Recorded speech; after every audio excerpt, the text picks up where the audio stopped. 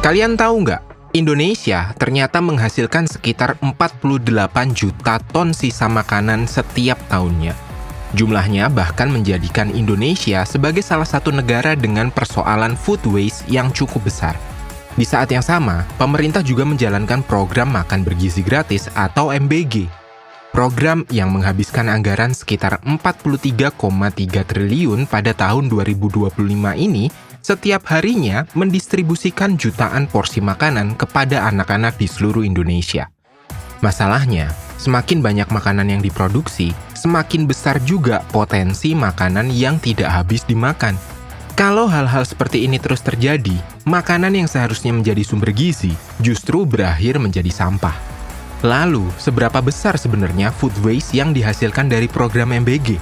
Apakah penyebabnya memang karena anak-anak yang picky eater, atau justru ada tantangan lain dalam sistem pelaksanaannya? Di video ini, kita akan membahas kenapa MBG berpotensi menghasilkan food waste. Apa yang sebenarnya terjadi di balik menumpuknya sisa makanan ini, dampaknya terhadap masyarakat dan lingkungan, serta apakah solusi yang dilakukan saat ini benar-benar sudah menyelesaikan akar masalahnya. Sebelum kita mulai, jangan lupa tinggalkan like dan subscribe channel Baiklah supaya kamu nggak ketinggalan pembahasan menarik lainnya.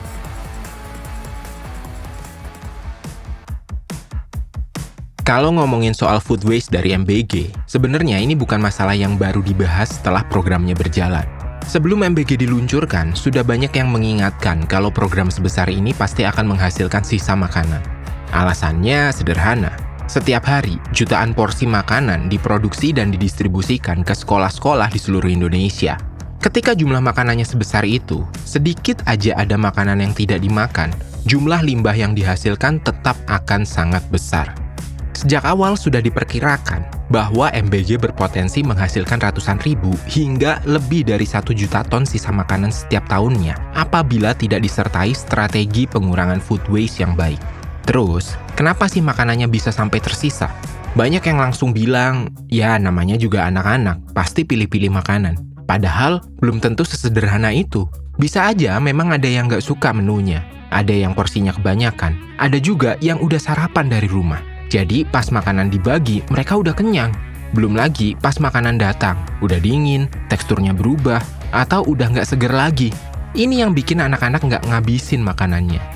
Nah, yang jadi pertanyaannya sekarang bukan lagi apakah MBG menghasilkan sisa makanan, tapi apakah food waste ini cuma soal makanan yang nggak habis dimakan, atau justru jadi tanda kalau masih ada sesuatu yang lebih besar.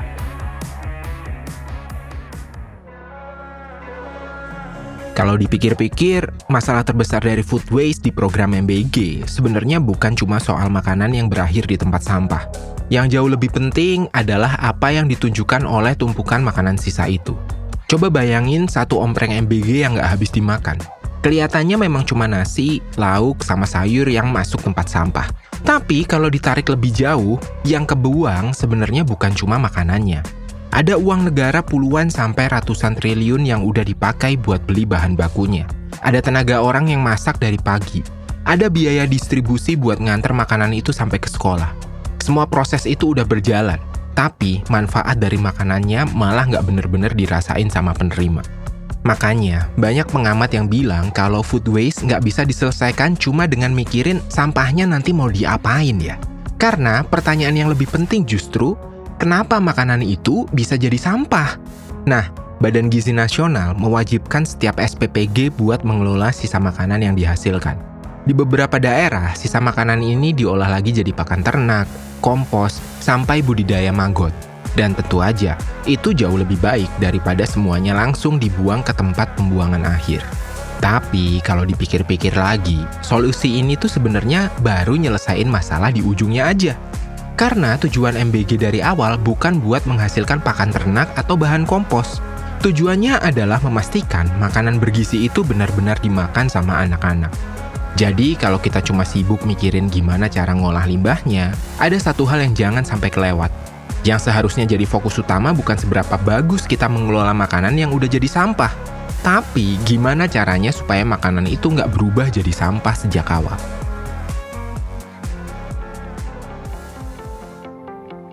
Sekilas, food waste mungkin terlihat seperti masalah sepele. hanya satu kotak makan yang tidak habis lalu dibuang.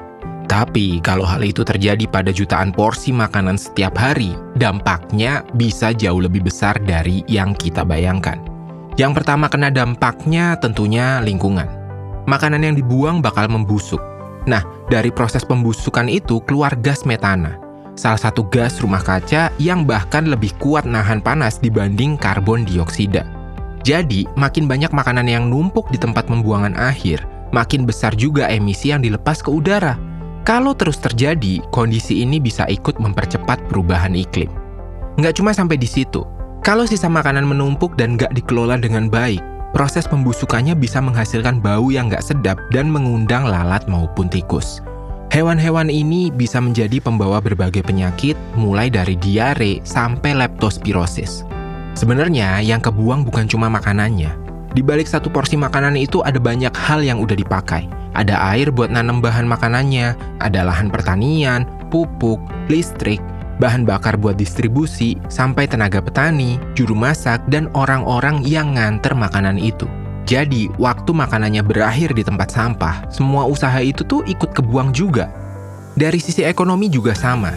Setiap makanan yang terbuang berarti ada biaya yang udah keluar. Tapi manfaatnya nggak pernah benar-benar dirasain. Kalau itu terjadi terus dalam jumlah yang besar, tentu kerugiannya juga nggak sedikit. Yang paling ironis, justru bagian ini. Di saat masih banyak makanan yang berakhir di tempat sampah, masih ada juga orang yang kesulitan buat dapetin makanan bergizi setiap harinya. Memang, makanan sisa nggak bisa asal dibagikan lagi karena ada aturan keamanan pangan.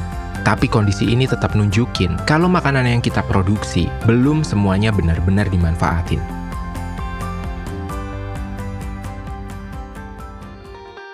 Nah, oke. Jadi, kalau ditarik benang merahnya, food waste di program makan bergizi gratis sebenarnya bukan cuma soal makanan yang nggak habis dimakan. Food waste ini jadi pengingat kalau masih ada PR yang harus diselesaikan. Mulai dari porsi makan, variasi menu, kualitas makanan, sampai proses distribusinya. Karena selama masih banyak makanan yang berakhir jadi sampah, berarti masih ada tujuan program yang belum benar-benar tercapai. Memang, sekarang sudah ada berbagai cara buat mengolah sisa makanan. Ada yang dijadiin pakan ternak, kompos, sampai budidaya maggot. Dan itu tentu lebih baik daripada semuanya langsung dibuang begitu aja. Tapi kalau dipikir-pikir lagi, bukankah akan jauh lebih baik kalau makanan itu bisa habis dimakan sejak awal? Karena tujuan program makan bergizi gratis bukan menghasilkan limbah yang bisa dimanfaatkan kembali. Tujuannya adalah memastikan setiap anak benar-benar mendapatkan makanan bergizi yang sudah disiapkan untuk mereka. Jadi, mungkin ukuran keberhasilan program ini bukan cuma soal berapa juta porsi makan yang berhasil dibagikan setiap harinya, tapi juga berapa banyak porsi yang benar-benar dimakan, benar-benar bermanfaat, dan benar-benar sampai ke tujuan utamanya. Menurut kamu, apa yang masih salah dari program ini sampai bikin food waste di Indonesia makin banyak? Coba tulis pendapat kamu di komentar ya. Kalau kamu suka pembahasan seperti ini, jangan lupa like, subscribe channel Baiklah, dan aktifkan lonceng notifikasinya supaya nggak ketinggalan video-video berikutnya. Sampai ketemu di pembahasan selanjutnya ya.